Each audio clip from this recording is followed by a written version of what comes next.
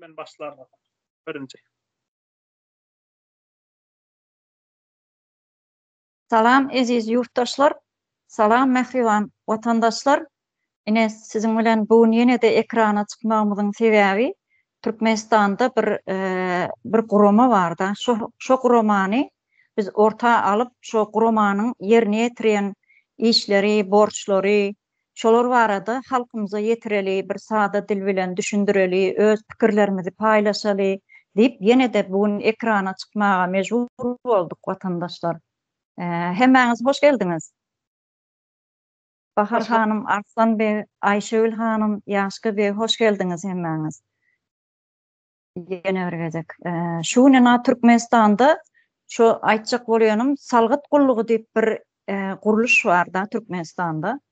Şu salgyt gullugy Türkmenistanyň ähli ýanky söwda guramalary bolsun, bazarlar bolsun, magazinler, naharhanalar, stolowoylar, şon ýalak ýerlere özleri basyş edip, ýani şolardan para, peşkeş talap edip, şol ýaňy bir açylan naharhanaçyk bolsa bir kiçijik öýüniň gapysynda biri, mysal üçin naharhana açan bolsa, şoňa gidip şolara birgiden salgyt tölemegini mejburlap, ýa-da bolmasa sen şu puly tölemeseň sen neme şu jaga naharhanaňy ýaparsy ýa-da şu jaga dukanjygyny ýaparsy diýip üstlerine haýbat atmak bilen şeýdip ýanky türkmen watandaşlarynyň burada jygam bolsa öz günlerini, güzeranyny dolamak üçin eden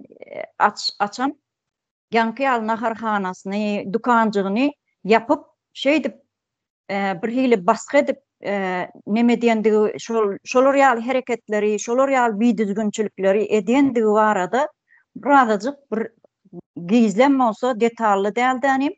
Gizlenme bolsa, gizli ýagdaýda bolsa da bize bir habarlar gelip goşup dur da şolary biz neme halkymyza ýetireli, öz dilimiz bilen halkymyza düşündireli, şo gurama, şo salgyt gullugy diýilen gurama näme gerekmi bize? Ya da şolardan gelen salgytlar nire gidýär? Ol Türkmenistanyň hazinasyna ýa-da başga bir gerekli ýerlere sarp edilýärmi? Şolar barada öz pikirlerimizi aýdalyň diýip şuň ýygnaşdyk vatandaşlar ýene-de şu ekrana geldik. Bir ara gelip şol pikirlerimizi halkymyza ýetireli diýip şuňa ekrana çykdyk siziň bilen. Şu ýerdene Ýaşky bir size söz bereli, ilki bilen öz pikirlerinizi ýetirip bilersiňiz halkymyza başdyna. Hoş geldiňiz. Hoş bulduk Ayjahan abla. Sağ olun söz bereniňize. Gepleşiňize, çağıranyňyza. Owa şeýle bir gulluk bar, salgyt gullugy. Ýa-da nalog we inspeksiýa diýip geçýär. Bu gulluk salgyt gullugy aslynda olmaly bir vergi dairesi diýip geçýär Türkiýede. Bir ýöne bizde tersini işleýär o gulluk. Ýanky halkdan çöplenip alynan pullar nire diýip bize bilemiz ok. Barýan bir şular ýa dukanda açjak bolsaň, meşeli dukan açjak diýsen patent alyň diýip aýdýarlar, patent diýip berýärler o ýere. Suratyňy zadyň hemme zadyň gelmeşdirip, ondan soň şu dukany işletip başlansaň üstüne baskı etip başlaýarlar bular. Näme esasynda baskı edýärler. Köpülence bir zat satan wagtyň çek bermediň sen diýip istaraf edýärdiler. Özlerin bir 3 sanakdagy bar bular. Aşgabat Respublikanski nalogowy, Aşgabat şäher nalog, hem etrap naloglary bölünýärdi. Ýöne hazır son kuwatyna bilemek. Buların esasy şol sen dukanyňa çökmesiniň sebäpleri senden şol niýetleri pul almak. Olmasa dukanyň peçatlap ýakyp gidýärler. Şol pul berseňe işleýän, bolmasa da işleýän ok. Türkmenistanyň hemme sistemasy çüýran diýip aýtdyga. Şolar ýalyk şolar sistemasy işleýşem. Gidýän pullar nire gidýär? O hazinamy gidýär? Başga ýere gidýärmi ýa jüblerine gidýärmi? Onu biz bilemiz ok. Kışka çıkışın aydan edim şu vaçı yadıma şöller şu nalogku inspeksiya barada galanny bütün yetirenme. Sağ ol Yaşka Bey. Neme de? Yani patent diýdiňden şolar ýanky bir naharhana açjagan bolsaň şolara baryp ruhsat hatyny almaly bolýar diýmek, patent diýmek. Şeýle bolmaly. Men düşünjüm boýunça. Bahar hanym size söz bereli. Başdyna hoş geldiňiz. Sağ olun. Neme şu nalowy inspeksiýa näme salgyk nämesi mi? Olar bizim kommersiýa magazinimiz vardı da 2014'te geldim ben, ondan öň bardy. Sen çilim satsaň oňa patent, arak satylýarmy sende oňa de patent, aragyň çilimiň patenti gaty agyr. Onu yaman kän pul çıkarmalı oluyor, onu almak için. O sonra yine de patent, hiç bitmiyor bunların patenti. Yöne, şolar ne için şol magazinlarımız var da misal bizden biz töleýär şoňa. Yöne bize hiçbir şolardan bir kömek yok. Sen şu kommersiýa magazinin için sen töleýär oturýarsyň. Sana şu taraplaryň bir kömegi yok şolarym. Diňe barsaň ýene de pul bermeli. Bir iş bilen barsaň ýene de pul bermeli. Ine bazarda oturýandyrlar. Nalowy inspeksiýa bir alýandyr. Magazinlardan amalýa, bazardan amalýa, muň polisiýa amalýa, ýene bir adam alýa. Şo gara şo özüniň öýüni bazardan ekliýär da aýlygyna gerek däl, aýlyk soňmana gerek ýok bular, halk bilen ekliýär. Kommersiýa magaziniň bar bolsa neme bizim wagtymyzda ne obuhyat diýdiler komitet. Komitet gelýär, maňa plan ýaşyk arak gerek, ondan gerek, bundan gerek. Hemme zaten aýdy-aýdy diýip berýär, sen şonu üçin edip maşinina da ýükläp berýär. Sen o ýerden hiç aljak ne zatyň ýok, gazanjak zatyň ýok. Ýöne berge batyp bilýän. Magazinden gazanan puluňa gündelik ip bolýar. Günde küçüğünü günde iyiyim, sen dırnağını östürmeyeler. Üstüne günde adam geliyor. Şeydi ben berge vatanını bilmem galiyim. Hiçbir yerde de misal ne öwlüler için müzelerde vardır, öwlülere pul verilendir, olaram şeylerdir. Bir üç göçme dörüyor mu öwlüde? Ziyarete varyalar. Pul vermesen geçirmiyor. Neme bilede diyor, bilet al bilede. Sen pulun yok, men ýöne öwlüye gidecekler. Geçirmeýär şonu. Senden basyp alsa da alýar şonu, urup alsa da alýar, gorkuzyp alsa da alýar, islegiň boýunça töleseň hem alýar. Kommersiýalar hem şeýle. Hiçbir zaman senin nemen yok. Öz erkine arkaýyn işläp, men magazin işlederim diýen bir gumanaň yok. Ene şoň üçin hem geraýyn satýarlar, ana şondan hem köpeldi. Ya magazin ullanıyorlar, yana kaptalından gerayin satıp şeydi kullanıyorlar. Ona bana meneş tadarak biri o magazin açıptır, o pullanı otur, menem pullanır mı kam diye de yana dırnağını ösmeye. Yine bizim var ha, dine könürgönçte. Yani dine sen könürgöncünde Türkmenistan'ın hem meğer şeyle. Yani kurçuklu neme şokolatlar çıkýandyr, henglanatlar çıkýandyr, ene nalowy inspeksiýa pul tölenýär. Şolar şoňa ýardamçy bolmalar şolatlaryna. Şolar bar ha, şu pul artdyrjak bolup, şolaryň bokudygyny doýurjak bolup, henglänem bolsa, maňa meňdeş birini aldap satanda peýda bilýär. 5 manat gazananda peýda bilýär da. Gazananam ýöne öýüne girmeýär, şoň ýokardakilere gidýär. Bunlar toplar hakimliğe geçer, hakimlik Daşoğlu'da geçer, Daşoğlu Aşkabat'a geçer. Şey edip, oydan iyi otururlar, depe varıp döküyorlar da. Türkmenistan şeyler yağdaya geldi. Bizim halkımızın hem ses çıkarmanı oturuyor.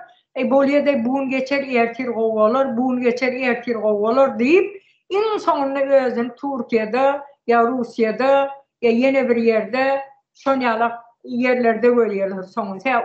Umut ede batıyorlar. Ana sonunda da şonyalak olup bergin var diyendir. Hayısını görüşüyor gelende bergin var diyendir. Men özümün 40 000 manat bergin vardı. O 2014'te hasatla 40 000 manat neçe dolar oluyor. Onu bana dediler ama aşağına neden çıkarsın diyelim. 5.000 manat bergim bolanda men var ha, yüreğimden tutuverecektim.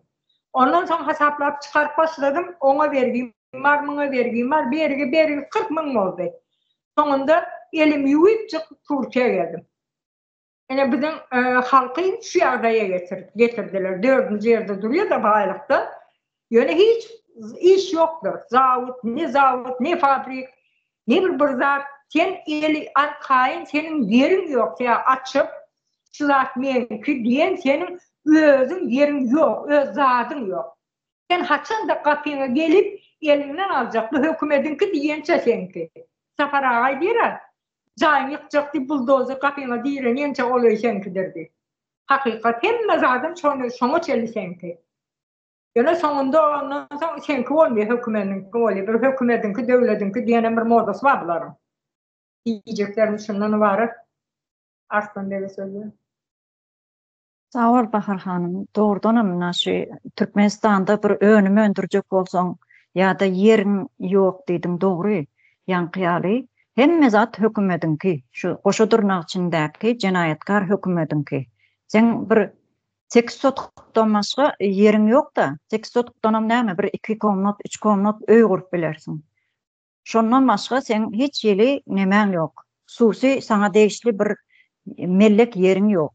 Şon üçin Türkmenistan'da Türkmen vatandaşlarımız yankı alacak kapıcığından bir dukancığa açıp yankı bu Türklerde bakkal diyorlar da küçücük nemelere bakkal değil. Küçücük dukancığa açıp öz gününü güzeranı dolamak için ediliyor da bu zatlar. Yani şona da şu salgıt kulluğu şey edip baskı edip şonu üstüne gelip şona nalog tölem salgıt töle şonu etmesen yapar eyder beyder deyip baskı etmesi katı utanç yankı Türkmenistan'da. Arslan Bey baş üstüne size söz verelim. Hoş geldiniz. Sağ olun Aycahan Hanım. Esenlikler kardeşler, esenlikler ildeşler. O bir yerlikli bir temanı gozladınız Aycahan Hanım kardeşler. Biz işlendik bir devlet sisteması, gruplu yurtların hemmeciğinde de yani salgıt nimesi edarası var. Bizdekiler yani salgıt deyip izine de gulluk adını yöne yerden koymandırlar da. Biz de işlendik devlete yani işleyen edaralar olsun hemmecinin sonunda gulluk deyip koyupdurlar da. Indi şu tayda şu gullukların eden işi diyen halkı tağlamak da buların eden işi. Yani bu salgıt gulluğu hem adı bilen gelişine belli olup dur da halkı tağlamak buların işi. Halkı hem neyle tağladı bularım? Yani kardeşler size maydip geçtiniz üstüne çökerler. Malının üstüne çökerler. Elbette Türkmenistan içinde bir iş edip zat edip bir özünü tutmak mı diyeyim ya bir maddi taraftan bir normalliği adaya getirmek mümkün değil Türkmenistan'da. Sebep şu yan bir halkı talap duran kullukların birisi yani salgıt kulluğu. Ama nerede bir halkımız az açık bir kazanç edinip başlasa şunun üstüne çökerler. Ama gidip bular yani Türkmenistan'dan gaz çıkotan bunun salgıdı nereye gidiyor? Oları ya ne bitin ki ya başka bir gidoturan önümler olsun, çıkmal olsun.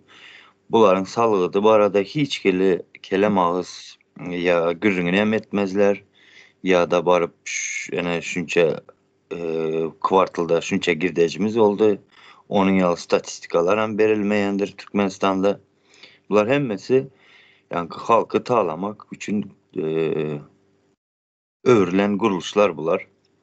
Yani hükümettekilere hizmet ediyor bular. Yurdu tağlamak için, halkı çökürmek için. Şimdi suutnaması deyseniz şöyle bir suutnamalar getirip verip bilen küçücük olsa da. Mesela bana biz Çerçevede birinci mikrorayonda bir bazar vardı. Yankı yerde bazarın önünde şaşlık pişirip gün güzeran görüp yeren adamlar vardı mesela. Şoların üstüne çöküp şoları batırdılar. Şimdi batırdılar şo oğlanlar hazır Türkiye'de bana hizmetçi olup yerler de şolar. Şo maşgalları bilen bile. Köpsi şo işinde, köpsi başka işlerinde. garaz halkı çökürdüler bular üstüne çöküp. Indi şuların ediyen işi yani nemşetmeli şular halkı çökürüp yurttaşına çıkarmak ekende. Son bu zatlara düşünüp göz yetirdik. Yani salgıt kulluğu hem halkı tağla oturan bir nemesi. Ondan sonra indi köp adamlar ayda da yani bizim Nalogu'da tanışımız var palanca deyip şolara buysanyarlar doğrusunu açsam benim Nalogu'da tanışım var deyip ama şu Nalogu'larım yani halkı tağla otur, gariplaştırı otur, maşgalasını bozu oturlar. Garaz çağaları yetim koy oturlar. Bunun yalı sebeplerini barıp çok tanışlarına aytmayarlar ya diymeyerler de bir ediyeniniz neme halkı çöker otursunuz bir garip hasar atızından çıkarıp bir zatlar ekin olsun yine bir zat olsun çıkarıp satıp gün göröten şonun üstüne varıp duruyanız ondan bir an erkek olup ya şonun nemesine salgıdın nirde de garaz bir topar üstüne baskı dediler. Diymeyerler emma şu tanışlarına bizim ildeşlerimize ya bir diyelim beni aksakkalları var. Bir topar pampersiz zalda oturup çepek çalı oturarlar.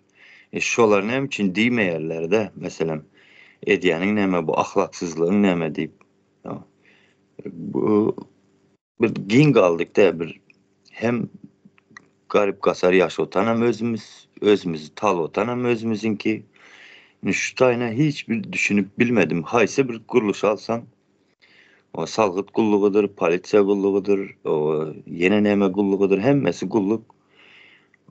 Hemmesi hem özümüz bolup yine özümüzü talayas. Biraz birbirimiz iyi bilen, bilmedim çökürüp bilen, talap bilen millet olduk da şu tayin kıynaldıradan yeri. O ildeşler. Ben şulara koşayım dedim. Sağ ol Arslan Bey. Bu fikirleri bellep geçtiňizine. Näme üçin diýsem Türkmenistanda bir önüme öndürüp ya bir zat öndürüp biljek watandaş ýokda. Sebäbi şoňa ýol berilenär. Şoň üçin Türkmen watandaşlarymyz öz gapyjygyna ýa bellep geçişimiz ýaly bir dukanjaga ýa-da naharhana ýa bir zat bişirip satmaly. Şeýdip günni güzeranyny dolamak üçin edilen zatlar bular. Emma Türkmenistanda şolaryň baskı edip şu gelen girdejiler nirä gidýär diýip hiç kim soranakda. Şolaryň hasabatyny berip duranaklar. Ýani salgyt gullugy diýip oturan gullugymyz edara. Şo kärhana ana şu edara diýesde. Şoň ofisi bar, ýürüte özleriniň içinde işläp oturan topar personal nemeleri var da, işgärleri var. Emma şolaryň ýaşaýyşyna seredende misal üçin şu Könürgenç daşy tarapynyň şu salgyt gullugyna işleýän ýankyýaly işgärleriniň ýaşaýyş durmuşyna seredende olar şu türkmen watandaşlarynyň neme birazajyk günni güzerany dolap bilmeýär watandaşlarymyzdan has ýokarda ýaşaýarlar. Lüks bir durmuşda ýaşaýarlar da seredip otursaň en gowy gymmat bahaly maşinlary minýänem şol salgyt gullugynyň işgärleri gowy owadan öýlerde ýaşaýanam şolar gowy zatlary iýip içenem, vitaminli zatlary iýip içenem şolar. Näme üçin? Bular gidip şol ýankyýalak bir öz günni üçin, güzerany üçin günlük bir iýjek zadym galsyn şu jagaz dukanymdan şon çağalarym eklerini diýip açan dukanjygyna baskı edip utanman şolardan salgyt alyp ýa-da şoň satýanja bir miwesi barmy, gögönim barmy, şokoladçygy barmy, piwosy barmy, şon ýazatlardan özlerine poşet halta doldurup öýlerine getirip utanman şonam ýyp içip şeýdip şonu ýal durmuşda ýaşaýarlar da. Şolary biz gözümüz göre geldi Türkmenistanda şu daşygyz tarapynda hemişe bar şu zatlar. Arslan Bey ýene size söz bereli. Başdyna. Sağ olun Ayşehan hanım az bir zat ýadyma düşürdiňiz de Köneden bir eşden zadym bardy şu bazarçylaryň arasında da soň Birisi kerpiç zavod bir zat açıptır. Son yankıya nalogu barıpmış çöküptür de üstüne. Näçe bu naloguya gatnadı. Naloguların şun ýaly bir nemesi bar da güýçi yankı nalogunu tölemedik adam bastırvan bilýärler de bular. Suda yüzlenip del açıp bilediler de. Son garaz kerpiç satılan yankı bilýäňiz bizde 2000'e mi 1000'e mi şonun ýaly hasaplanyp satylady. Garaz yankı adam nalogu şey diýipdir. Kerpiçin bahasyny düşýänini, hyzmat haky, yankı gaza tölenýän, gazda pişenden soň gazda tölenýän hemme zadyny hasaplap zada edip beripdir. Garaz halka diýelim 400 manatdan satylýar diýelim. Bir maşyn kerpiç. Yankı öz bahasyny yankı nalogudaky adam hasaplap beren 100 manada hem gelmendir de yankı demesi bir maşyn kerpici. Bular hemme zadyň bahasyny bilýärler, zat edýärler. Şo şey dip yankı öz jaýynyň kerpiçlerini gelen bahasyndan çykýan bahasyndan alıp salypdyr da. Biraz bular şoň ýaly yerlerini bilýärler, özlerine peýdaly yerlerini dany halkyň üstüne çöküp özleriniň durmuşyny gurýarlar. Emma halka gezek gelende bular halkı talaýarlar, kime taladyp berýärler. Bularyň hem her ayda goýarmalysı bardyr Aşgabada meselem. Bularyň hem her birisiniň. Çünki halktan gelýän ýankı söwdegerler bolsun, kiçijik söwdegerler hemmesi hem elbette.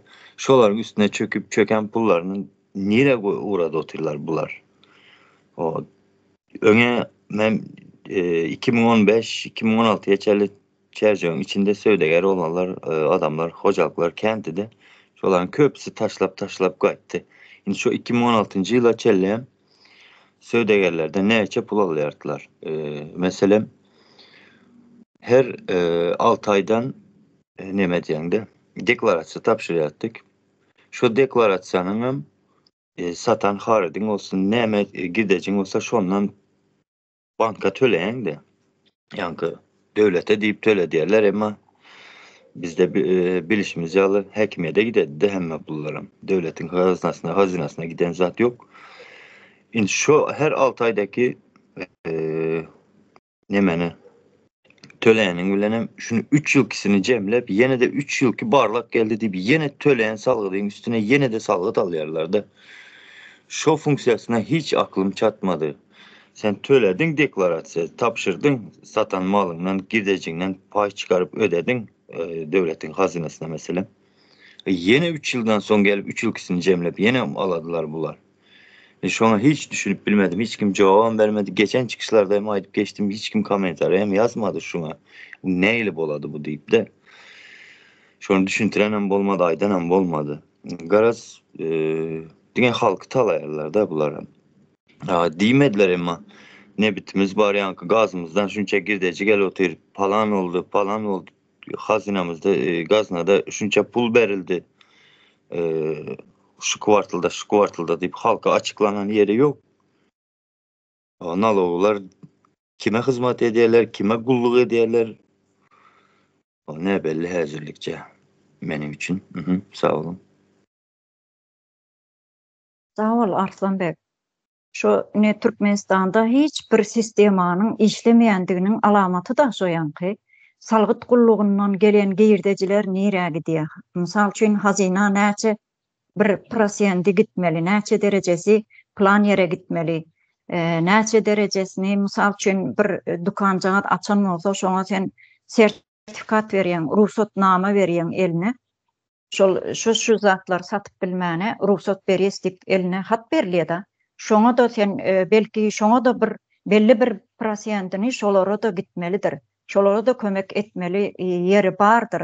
Mysal üçin bir ýanky gün üçin, güzerany üçin gapysyna dukanjaga açan adam belki şo gidýän giyirdejilerden, şo sen alýan salgytlaryňdan, şol giyirdejilerden sen bankdan öz hasabyna pulcaz alıp ýene de şo dukanjygyny ulultmaga kömek bermek bir görnüşi de bardyr belki. Sen o zatlaryny etmeýärler-de Ýöne şojağa dukany olaryň gözüne görünüp hökman şonu baskı edip gorkuzup şondan bir iýjegini özüniň şo nalog şo salgyt gullugyna işleýän ýanky işgärleri gelip şolaryň üstüne baskı edip gorkuzup bir paket sumka doldurup şoň satýanja zatlaryndan almana şu işleri etip bilerler emma näme üçin şonuň hasabyny bermeýärler bize.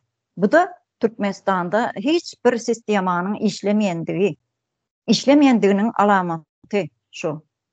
Sebebi eger işleýän bolanna şo salgyt gullugyndan gelýän pullar hökmany suratda hazinada bir bölegi, belli bir bölegi gidýän bolmaly.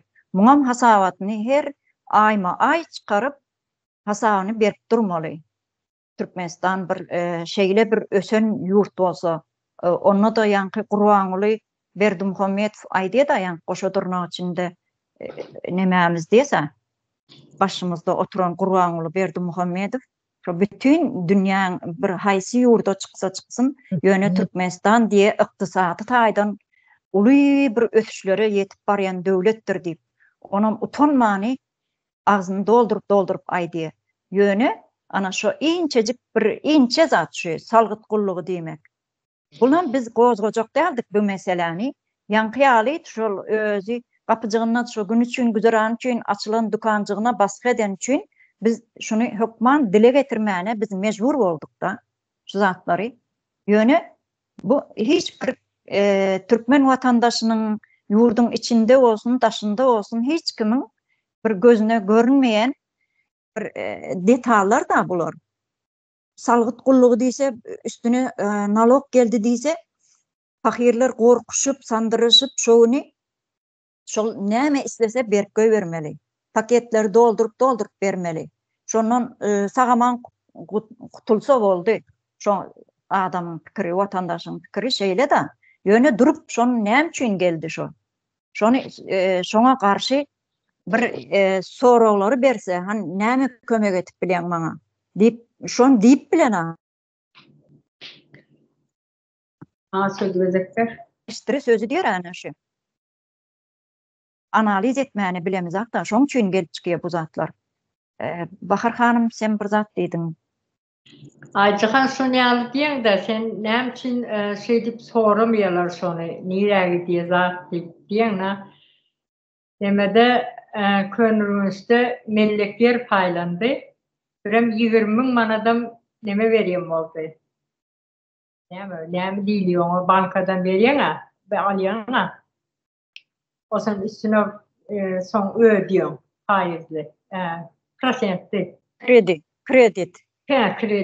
Pul berilýän diýdi da 20.000 manat sen bankadan aljak bolsaň, şonu 2.000 manatyny alyp galýardylar. Bolmasa sana bermiýär, 18 bolýar.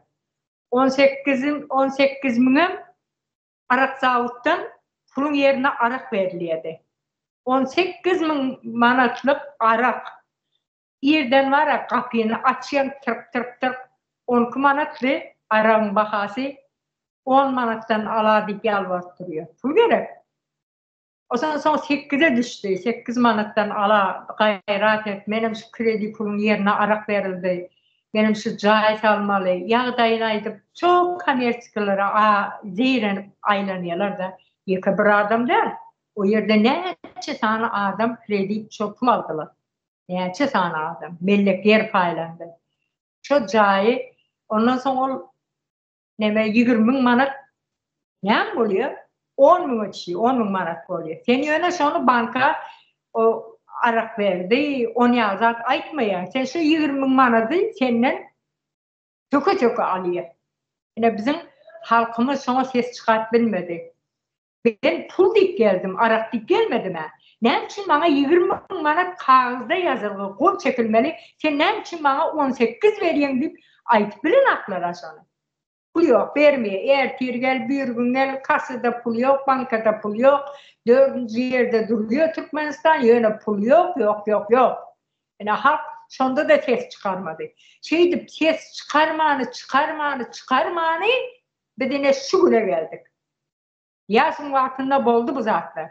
Son Gurbanulyň vaktinde da bu zatlar devam etti. Yani hiç ses çıkaramayacak. Kayta bir ses çıkaracaklara da ne diyorlar? Koysan ayber diye bağırılan diye düzelmiyor da ne onu düzeltmek dünkü çıkıştaydandırlar oğlanlar beyler. Ne yurtu düzeltmek sana kaldı mı diyorlar diye. Hakikat yine ya Levap'ta ya Mar'da ya bir yerde aydılayan söz de hem yerde horoz bir yırttı.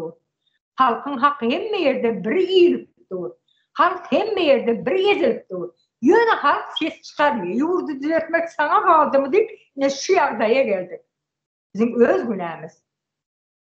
O sen günde bir komşun gelip bir zadın alır, iki zadın alır. Sen maşkalan olup var, şuna bir diklenşmesen, sen inkçi oğlun diklenende oturayım ben sen derdenden soradım deyip zadını alıverir. Şöyle değil mi?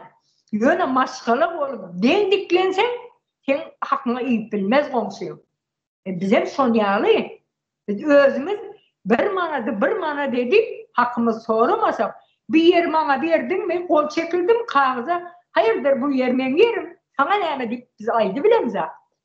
Ya bir aysa anırda bir cıyıklı ağacın anırsana geçip cıyıklap duruyor beydi. Ben ne oluyor? O kazansa olsa benim geplak göreyim diye, da geplayın değil mi? Önce bir geplak göreyim diye. Yani o zaman onu biraz üstüne kıyırsa anırtı yok, o kaçtı diye. Ondan sonra o geliyor, sana alıyor inspeksiya, bazılarda polisiyen karavulu, hem mezat alır oturur. Özümüz ses çıkarmalı, hakkımızı talep etmeyeni bilmeli, öğrenmeli. Sana kaldı mı yurdu düzeltmek değil der, hemmemiz birlikte düzeltmeli.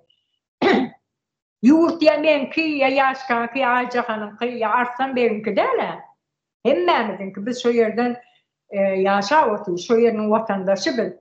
Yer diyenine sen Türkmenistanlı divay diyem. Şunun için vatan ya o kazansın, bu kazansın ya karışmalı diyen zat yok.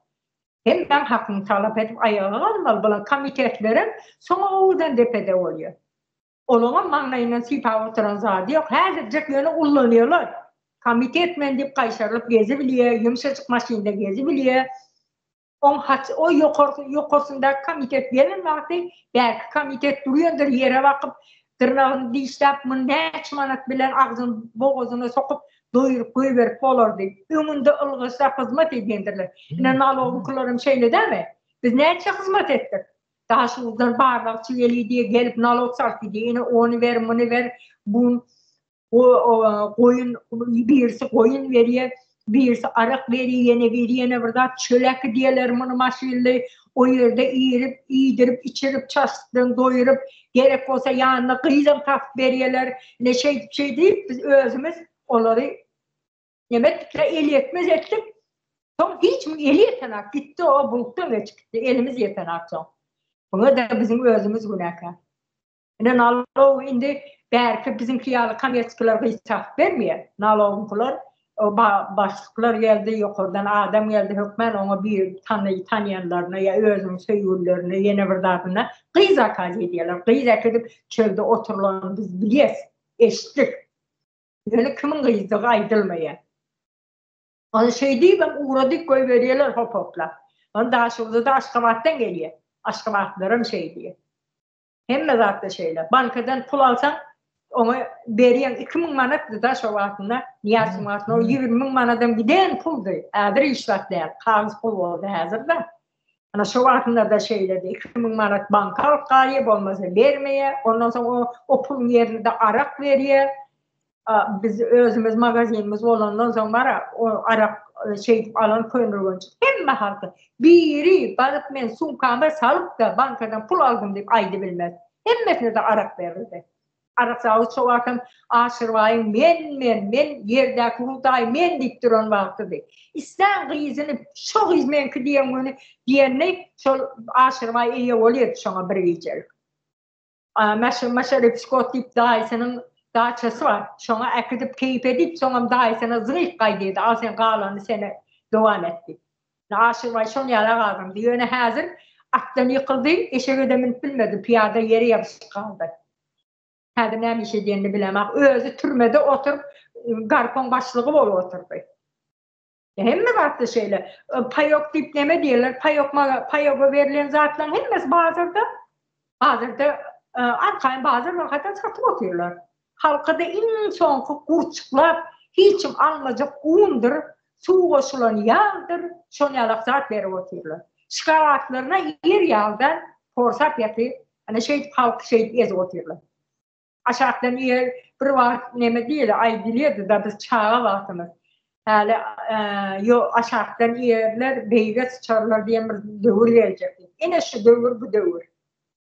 Halk toplanıp komiteti yok, polisiyesi yok, halkın tarafına geçmese zaten hemmesen Oğuz'un tepeden geçiyene Bemrat 30 vardı.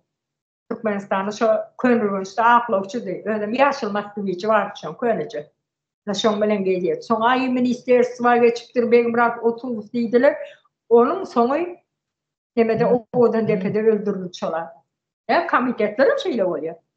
Onun için vakti varka halkın tarafına geçmeli, bu yurdu düzeltmeli. Tamam günahsız olabilir, onların cinayet işlem olabilir. Yönü, hemen diye günahın yarısından kayıtmak, yanlışından yarısından kayıtmak bir devlet diye. Yarısından olsa boyun alacaksın. Yine ben şu dartları ettim, onlarda men deyip duracaktım onu. Deyip halkın tarafına olur geçmese, garip halka biri eziliyor, komitetlerin sonyalık oluyor. Oğudun tepede oluyor. Ona halkın neyme diye olarak inanmıyorlar. Hudayından taptı diyorlar. Halkı diye çürködü diye, ezdi diye, bir Hudayından tapıyor diyorlar. Sonyalık. Para birimize otuyoruz. Yukarıdakiler eziyor, aşağıdakiler kargıyor. Yani hiç itken zat yok. Oğudan defa gitse yine bir geliyor komitet. Benim oğlum var ya o yere. Oğudan gep bilen iş alıyorlar onu. Özüm neme muallimçilik tutarsa komitede işe gidip bilen de. Elinde bir katı diplom olsa üstüne pul bilen dolduruyor mu? Ben komitetlikten sen düşünme onu tapav diyor. Neme de halkı korkusu bilsen bolonu. Sen kanunu bilmesen ama oluyor. Halkımız şu yağdaya geldi. Biz onun için yok ben toplanmalı komitetler var. Kurban olun yanında ministerler vardır. Şolarım engilip, keyfinden engilip son elini öpüp gül verip yorana. Kurban olun. Ayal başkalar gül verirler. Erkeğe gül verilmeydi. Öyle. Neme ayalça da neme yok. Ayallarım gayratlı. Neyse erkeğin yerine duruyor bir ayal da. Yani onlara hiç dersen o da elini öptü. Şolar mecbur öpüyorlar şolar. İşleyecek olup işten kovulmayın deyip öpüyorlar. Yani şu ministerlerim halkın tarafına geçmeli. O tövrevindeki nemeler yabancı. Tövrevindeki korumaları, karavulları yabancı. Ermeni yeni bir yerden aldı. Öz halkına anılmıyor da. Değil mi koruması bile öz alsın. Ministerler, komite, polisi hepsi dik durup bir şuna karşı durmalı. Elimde silahım yok demeli de. Yani diklenmeli. Etmesek biz bu yerdeyken biz çıkabilmeyiz. Arslan Bey elini kaldırıyor. Sağ ol Bahar Hanım. Hakikaten mi aydanlarınızda? Baş üstüne Arslan Bey. Sağ olun Aycahan hanım. Şimdi ben şu naloguları aydasım geliyerde. Şu nalogular sizin hem yankı maşkala dargatmakta neçe sana maşkalları dargattınız. Şunun içinde sizin hem eliniz var da.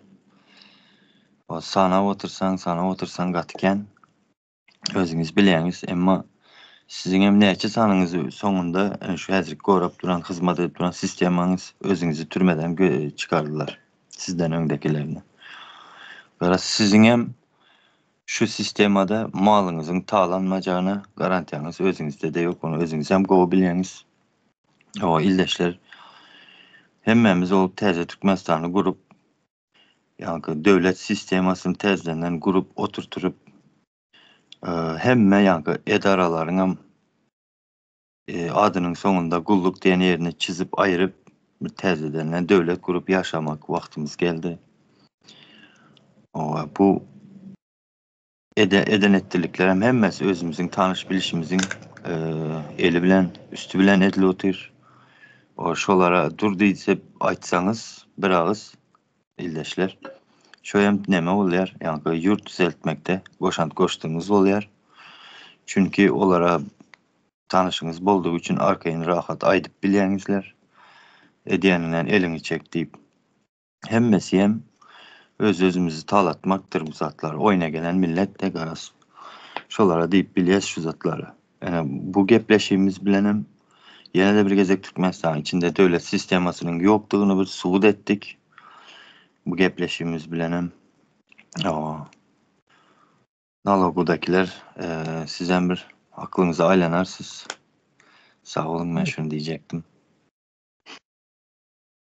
Doğru, sağ ol Arslan Bey. Gatı doğru zatları bellep geçtiniz da vatandaşlar. Ine şu Türkmenistan'ın içinde şu Gurbanguly Berdimuhammedow ýa bellep geçişimiz ýaly ykdysatda aýdan ösüşe bir uly bir sepkitlere ýetdik diýip agzyny doldurup yalan gürlemesi, bu zatlaryň hemmesi tam tersi ykdysatda aýdan çöküşe gelen bir ýurt bu. Sebebi Türkmenistan'na Türkmen vatandaşy özü bir-biriniň bir-birinden ýankyalana para isläp ýa-da şu bir kapıjygyny açan dukanjygyna da baskı edip ýörmesi, bu zatlar bir Türkmen vatandaşynyň öz-özüni iýmesi da bir-birini gemirip iýip şona ýanky Bahar hanymam bellep geçdi. Aşağıdan ýerler beýge çarlar diýe. Şo da dogry zat şu. Vatandaşlar hemmemiziň nemämiz şu bir aýtjak bolýan sözümüz ykdysatda aýdan çöküşe gelen ýurtda bir bolýan biýdüzgünçilikler şu vatandaşlar. Bunam ýanky Sapara daýynyň bundan 30 ýyl öň etjek bolan ykdysady reformasynyň edilmändiginiň sebebi. Sebebi Türkmenistanda hiç bir sistema ýok. Şu ykdysady reforma edilen bolsa Türkmenistan bugünler Kuwait ýaly bir ösüşe ýetirdi. Norwegiýa ýaly ösüşde bolan ýurt bolardy. Beýdip her kim ýurduň daşyna gaçjak, her kim ýurtdan çykyp bilse çykjak. Ýa-da şol bir-birini beýdip iýmek, diýmek, näme diýmek, utanç verici bu 21-nji asyrda ýaşap ýörsda. Ýanky polisler enha bir beýgüne bir adamy günäsiz adamy günäkärläp şondan para peşkeş aljak ýa-da ýanky salgyt gullugy şol ýaly biýdüzgünçilikler etjek. Ya bolmasa yol gözekçilik gullugy sen Gyzylda geçdiň ýa sen gaç sürüp geldiň diýip bir gelen vatandaşyndan pul para aljak. Şeýdip bir-birini ütjek, iýjek, ýok etjek Türkmen vatandaşlar bir-birini şon ýaly derejäge gelip etdik vatandaşlar. Bu da şu ykdysady reformaň edilmändiginiň sebäpleri şu. Şuňky güne mena kän bellep geçdik-de Türkmenistanda şu azyk dukanlary, döwletiň dukanlary. Şo diýmek näme diýmek?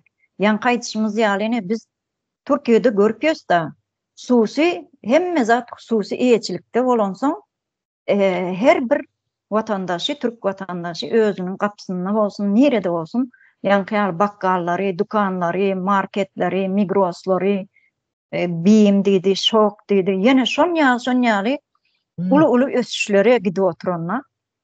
Bizim Türkmenistanda näme? Şeýdip halkymız bir-birini iýip, şo birje dukanjygyna gözüni diken bolsa, şol adam eýýam näme diýmek? Ýanky adam bir-birini iýjek, bir-birini iýip ýok etmek derejäge gelip etdik-de. Bu da şol ýanky ýene-de gelip ýüpüň buruju seýirge şol ykdysady reformaň ýokdugy. Gurbanguly Berdimuhammedow näçe diýersin agzyny köpürjükledip biz ykdysatda aýdan ösen diýip. Bu yalandygynyň alamaty vatandaşlar. Şu ýerde biz şol ýanky Bahar hanymam vatandaşlar hemmäňiz bellep geçdiňiz-de. Bir kredit aljak bolsam şoň ýerine arak berilýärmişim. Naqd pul berilen akmışım. Bu da ýene-de gelip şol ykdysady reformaň ýokdugy, sistemanyň ýokdugy. Türkmenistanda sistema, eger sistema bar bolanma, ykdysady reforma bar bolanma, bu zatlar beýle bolmaly däl. Her kimiň isläň adam bankdan kreditini çekip pul görnüşinde alyp bilmeli. Hani bu pullar, hani hazinadaky pullar, ýanky salgyt gullugyndan gidýän pullar nerede? Alnyan salgytlar nerede? Şolaryň hasabatyny kim berjek? Ýa-da hazinada duran pullar nerede onu? Hazina bomboş bolan üçin şol banklar vatandaşına kredi nakt görünüşünde pul berip bilena. Hazinada pul bolonda bermeli şolar. Hazina bomboş takır yankı. Artığın harmanına döndürdüler dilişi ýaly. Şon ýaly derejä gelip etdik vatandaşlar. Şoň üçin biz ayağa kalmaly, öz hakkımızı, hukukumuzu talap etmeli. Näme üçin gelsin sen üstüne salgyt gullugy? Şo zatlary biz talap edip bilmeli vatandaşlar. Bizim ýurdumuz şeýle bir yerasty, yerüstü baýlyklary boýunça dünýäde 4-nji ýerde durýar diýip ýene-de Gurbanuly belliýedi ony. Biz şo baýlyklaryň hözerini ne zaman, haçan görmeli? Näme üçin şolaryň biz hasabyny soramaly däl? Her günde ýanky 52 trillion gaz çykan bolsa, onu ýurtdaşyna satýan bolsa Türkmenistan. Şondan gelen pullar nirede? Dip biz şoň hakyny hasabatyny sorap bilmeli vatandaşlar. Bizim elimizden hiç zat gelmese de şu öz hakkımızı, hukukumuzu talap etmeli. Biz beýdip ýurdun daşyna gidip gulçuluk edip ýaşamaly bir millet däl vatandaşlar. Şu ýerden ýene de Bahar hanym başdyna goşşagyňyz bolsa başdyna. Ýurtdaşyna gidin, gitmäň däl, ýöne gezmäge gidin. Ýurdumyz bara biz kazanmasak, täze Türkmenistan dikertmesek, östürmesek, bize var hiç goýgun ýok. Biz ene dowam edip otursanız şu näçin 2014-11 ýyl boldy men gelenme var. Menden soňra gyzlarym, çağlarym geler. Çağlarym men getirmejek bolýar. Gezmäge gelsinler gelse. Her kim hem şonu ýalak düşünsin. Biz näme çekip ýörüz? Oňar güne bilen kemsizlik geplemeler, köçede nemesen Türkmenistanlı diýenine bir hile utanyp aýdýan da şonu. Biz şonu ýa derejä geldik. Şu kellesi işlese, aklı yerinde bolsa, düşünjekdiňler men çekenimi, men gyzym, gelinim, oğlum çekmesin. Şoň üçin watany kazanaly. Ya watany kazanmak saňa galdymy, düzeltmek saňa galdymy diýmeli-de, dogry menem bar diýmeli. Ine bir köýnürgünjiň içinde 3 tane arak zawut var. Aşyrbaýyň arak zawudy, Jomlifyň arak zawudy, Bayramgeldiň arak zawudy. Bir köýnürgünç näme? Men azanyň işine çeli ýörep aýnyp çykan onuň içine. Gişlige de ýetmeýär. Şolar ýatjak, bärden ýörsäň aňyrsynda sesin ýetjek bir köýnürgünç. Ulakan däl şo. Şu bir köýnürgünjiň içinde 3 tane arak zawut var. O zaman halk alkaş bolýar. Hemme zaten pulu kredi pul alsan, arak verse yerine. O zaman öýünde dur, o näçe minlik arak dur. O zaman kahariye içiye. O dostun öýüne barsa, onda da dur arak. Olam içiye. Şey halka alkaş etdi. Buna enatalar. Öňkü şu arak içip indem eden işlerine pişman bolup gören erkeklerimiz şoňa oýlanmaly. Yok, boş bolmaly däl, biz çağalarymyzyň geljegini garaldy oturýarys. Biz watanymyzy kazanalyň diýmeli. Ýöne Allahyň özü etip berer, Allah bardyr, Allah beýikdir. Biz bilýäs Allahyň bardygyny. Allahyň beýikdigini bilýäs. Ýöne sen özüň etmeseň Allah hiç kime de etip berene. Men näçe ýyllar Türkmenistanda dilek edýärdim. Dağlan dilek etmeli diýdiler, dilek etdim. Yok. Maňa bir täze Türkmenistan'y guryp diýip oturdyp ene bahar sen dilek etdim, men hem getirdim, gel geç otur diýen zat görmedim. Ene Türkiýe'ye geldik. Ýoş gözümüz açyldy, täze Türkmenistan diýip toplandyk. Ene indi hem Allah dilek edýäs, hem hereketimiz edýäs. Ay bugün çykyş etmeýär, Allah var de Allahyň özü çykyş etsin diýip oturup bilmeýär, Allah çykyş etmeýär sen ýerine. Hazır hemmemize birigip Allah'a etip versin diye boş otursak biz täze Türkmenistan yerine oturduk bilmeyiz. Şonu düşünmesi gerek. Yani Allah beyik Allah'a etip verer. Ecem pakirim, däden pakirim, geçikte Allah'a etip verer deyip yöne izine gelen aklar. Şu giden oldu. Toprağın aşağına çürüdü, yattır. Yani Allah hiç onlara hiç etip vermedi. Biz edecek olup oturuyoruz.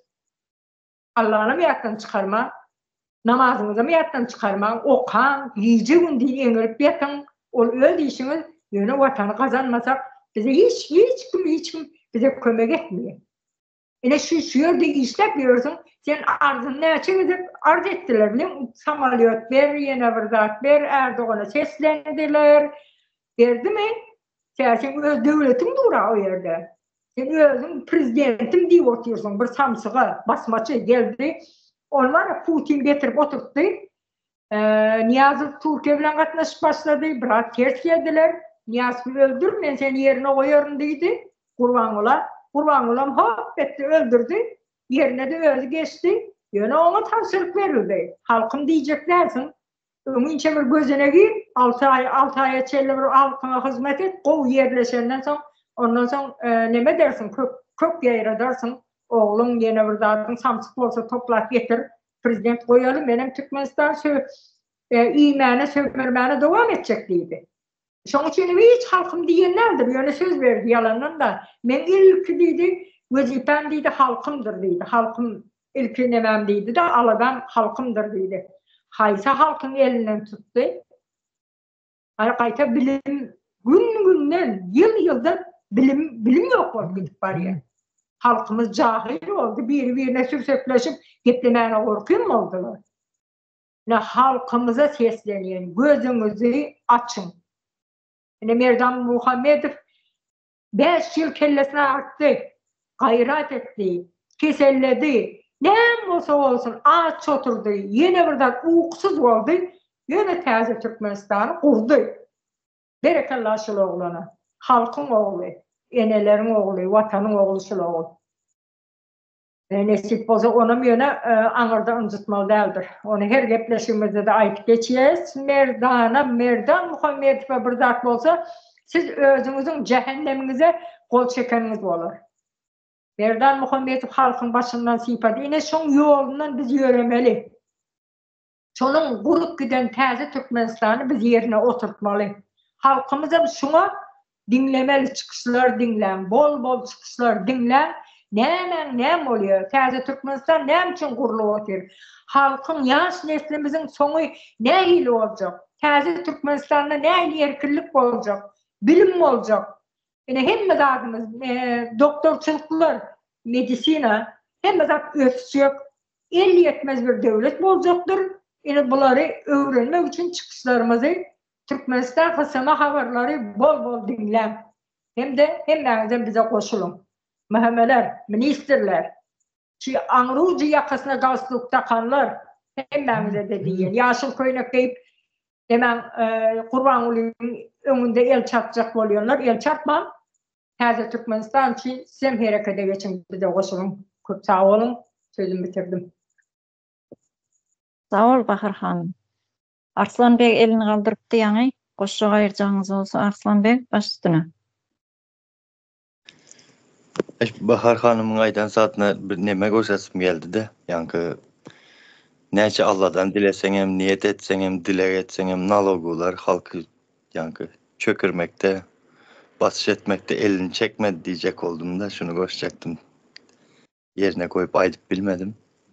Yok ayttın. Arslan Bey kovaydın doğraydın. O Allah deyip otursan nalogun onların var ya polisiyeler olur yalaksa adamların işine geliyor. Sen dine Allah diyen hakkını talep etmeyen de Allah beyiktir, Allah nem olurum hezil ediyor. Oh Allah deysin otursun diye sen sömürmene, ezmene devam ediyor. Şunun için diyen de dine Allah deyip oturma. Sen Allah bize diyorlar siz dine karşı geliyorsunuz diye. Diyorlar, biz dine karşı gelemiz ağa. Allah da değilsin, namazına mı okusun? Yöne sen özün hareket etmesen, Allah sana etip vermeye. Namaz iştahat etip vermeye. Sadece özün al diye. Bunu dilek ettim. Allah ertir verir. Olmasa 15 günden 6 aydan son. O zaman bir gün bir yere işe girsen haydi. Allah o namazı okudum diye. Dilek ettim. Sonunda Allah bana iş verdi diye. Özün al diyorlar. Başka da değil.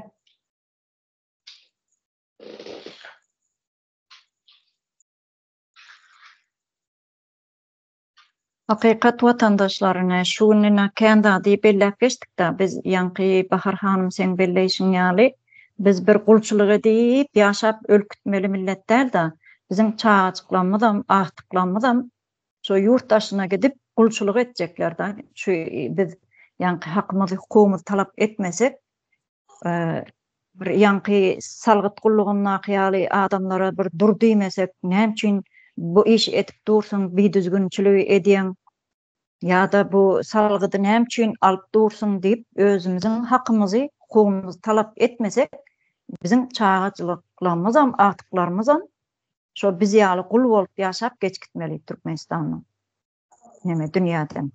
Şoň üçin biz hakymyzy, hukukymyzy talap etmeli watandaşlar. Biz bilimli, bir ılımly çağalarymyzyň, atyklarymyzyň geljegi üçin şu zatlara baş goşup, şu ince zatlara, detallara çelli girip biz şunu pikirlerimizi halkymyza ýetireli diýip ine şu ýerde ekrana çykyp aýda otursa ýöne biz beýle bir halk bolmaly dälmi? Biz şu Orta Aziýa ýurtlaryna seredende de Özbegistany alyp görsek, Özbegistan watandaşlaryna bir zat önüm öndürmeýän aladasyny etip näme diýerler. Iň bolmana traktor öndürýärler, awtomobil öndürýärler ýa-da bir samolyotyň bir nemesini bir bölegini öndürmäni öwrenýändirler. Başga ýurtlara seredende de ýa-da dron öndürüp ýörler. Şu kemine de Merdan Muhammedow özü bir kaptaldan şu işlerin daşından bir da skuter mi yankı elektrikli skuter ýalňyşmasam şonu işläp düdüp şoň geljekde şoň nemesini işläp oturdy da şol. Şoň ýaly bir dat etjek bolmaly biz watandaşlar. Şoň ýaly biz çağalarymyzyň geljegi üçin göreşmeli. Näme üçin? Şo biz bir önüm öndürmäni öwrenmeli, bir ılım bilim bilen meşgullanmaly geljekde. Ýa-da bolmasa bir öz hususy kärhanany açyp şu önümi öz halkyna satjak bolmaly geljekde. Iqtisady reforma ediler näsip bolsa täze Türkmenistanda her kimiň öz mellek ýeri bolar. O mellek ýerleri nesilden nesle miras hökmünde galar. Şoň üçin biz göreşmeli watandaşlar. Biz zatlar üçin göreşmesek kim göreşjek? Biz hakymyzy, hukukymyzy talap etmesek kim etmeli? Biz şu ýerden aýdyp berip otursa, taada dil bilen bir watandaşy, her bir watandaşa ýakyn bolar ýaly, öwrener ýaly diýip şoň üçin biz şu ýere çykyş edip ekrana çykyp şu zatlar aýdyp otursa watandaşlar. Indi şu gepleşigimiziň hem has soňuna gelberdik. Şu ýerden yine de şu daşyz dowamy Türkmenistanyň haýsy bir künjegine bolsa ýöne şoň ýaly salgyt gullugy barmy, ýa polisler barmy, ýa-da mahkamalar haýsy bir gulluk bolsa şolarda edilen biýdüzgünçilikler barada bize köprek ýazmaňyzy, biziň bilen ara gatnaşykda bolmaňyzy, bize köprek videolar, şolar ýaly gyzgyny bilen habarlar ýetirmeňizi yine de birgedek şu ýerden size haýyş bilen ýüzlenýäs watandaşlar. Biziň bilen ara gatnaşykda bolun, biziň bilen köprek ara gatnaşykda bolmaňyzy, köprek bize yorum ýazmaňyzy, bize goşulmaňyzy, biziň ýaly öz pikirleriňizi şu ýere çykyp bolmasa da yorumlarda ýazyp bilmeňizi yine birgedek şu ýerden ýatladyýas watandaşlar size. Size de watandaşlar köp minnetdarlygymyzy bildirýäs. Şu ýere gelip öz pikirleriňizi watandaşlarymyz bilen, il günümiz bilen paýlaşanyňyz üçin, ýetireniňiz üçin, ýürek buýsanjyňyzy ýetireniňiz üçin, her bir watandaşa ýetireniňiz üçin size de ulluqa minnetdarlygymyzy bildirýäs watandaşlar. Geljekki gepleşiklerimizde görüşýänçä hoş sag bolun. Başga goşjak aýyrjaklaryňyz ýok bolsa şu ýerde jemläliň onu watandaşlar. Bahar hanım goşuňyz ýokmy? Yok, hoş sağ vatandaşlar. Nemesine täze Türkmenistan için goşulmasyna komitetlere de ýüzlenýän. Men komitet gezmän, halkyň tarapyna geçiň. Ministrler size eňilip elini öpüp ýörmäň, namysdyr. Siz erkek adama hasam namysdyr, aýalam namys eder. Mene biriniň gurban bolyň şu ýerde işlesem eline öpjekde, men näme ejem mi? Ejem elini öpersin. Däden elini öpersin. Gurban bolyp kim? geplemäni oňoranak ýurdu dağıdy oturan, halky taala oturan, maňa söz gezek berýän da olsa agzym açylyp gidýär. Ýurdu taala oturan bir samsyga bir de güler tiýeler ya. O güle berilen pul ağlıyor. Ya erkek adama gül verirlermi? Git sen ayağına, kıyızına ver gülü. Bayramda zatla. 60 manat neme veriyorsa arka dağları. 60 manat padarka verecek cumartda. De 60 manatı ona da var ya beğeniyorlar da sen gülü o kurbanlılar veriyorsan sen ayağına ertikler giyişte maranda bir gül bilen var. Ben öýümüň ne hanymı değil. Sen bilen mendi o sana güweniyen senin ýaly bir maşgalam bolanda meni ýaman bagtly diýip bir gül berbegensin. Gyzyna gül ver, men gyzym diýip, men gururum diýip, men namusym diýip, gyzym meni utandyrmaz, meni bilimli bir el ýetmez gyz boljakdyr, men gyzym okulu boljakdyr diýip gyzyna gül ver. Kurban bolyň nämesinä gül berýäňiz? Kim diýip berýäňiz ony? Nebede celladyna aşyk bolan nere şo bizinkiler var. Ministerler şoň üçin namusdyr, eňilip elini öpmek, gül vermek. Halkyň tarapyna geçin, size bir rahatça işler ýaly öz watanyňyzda korkusuz giýje öýüňizde ýatyp durar ýaly, arkaýynjak işiňize gidip geler ýaly, häzir Türkmenistany guralyň, gazanalyň.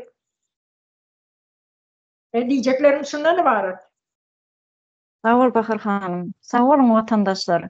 Yine şu salgıt kulluğuna da diýmek isleýän şu ýerden biz täze Türkmenistany orta nemedenden soň gurulandan soňra bular entek jogap berjekdirler. Lüstrasiýadan geçip bilseler geçsin hani. Lüstrasiýadan geçecekdirler. Bu eden jenaýetleri saatma saat hemmesi yazılgy doğurýanky. Näme jenaýet işleseler, nähili biýdüzgünçilik etseler hem buların jogaby hasaby bardyr vatandaşlar. Şu ýerde ýene bir gezek ýüzlenýän hemmäňize sag bolsun aýdyn.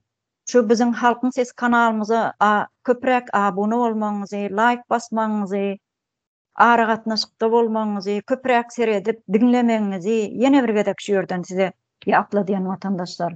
Hoş sag olun. Geljekde gepleşiklerimizde görüşýänçe.